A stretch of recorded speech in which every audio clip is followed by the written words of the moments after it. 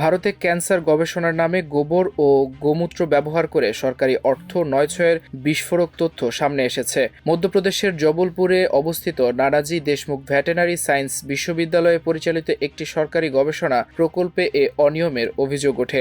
গত শনিবার the Indian এক্সপ্রেসে প্রকাশিত এক প্রতিবেদনে এ তথ্য জানানো হয়।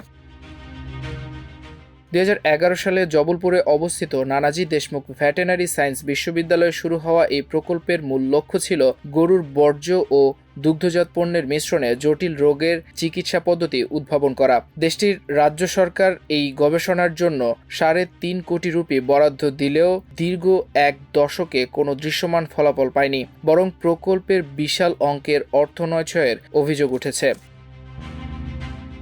তদন্তে দেখা গেছে গোবর, গোমূত্র ও আনুষঙ্গিক কাঁচামাল কেনায় প্রায় 1,92,00,000 রুপি ব্যয় দেখানো হয়েছে, যার বাজার দর সর্বোচ্চ 15 থেকে 20 লাখ রুপি হতে পারত।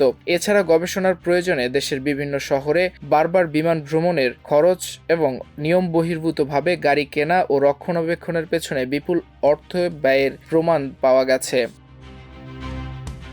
তদন্ত প্রতিবেদনে আরও উল্লেখ করা হয়েছে, বাজেটের বাইরে গিয়ে কেনা 7.5 লাখ রুপির গাড়িটি বর্তমানে কোনো হদিস পাওয়া যাচ্ছে না। কৃষকদের প্রশিক্ষণের নামে অর্থ ব্যয় করা হলেও তার সঠিক নথিপত্র নেই এবং আসবাবপত্র ও ইলেকট্রনিক সরঞ্জাম কেনাকাটায় প্রকল্পের মূল উদ্দেশ্য ব্যাহত হয়েছে বলে কমিটি মনে করছে।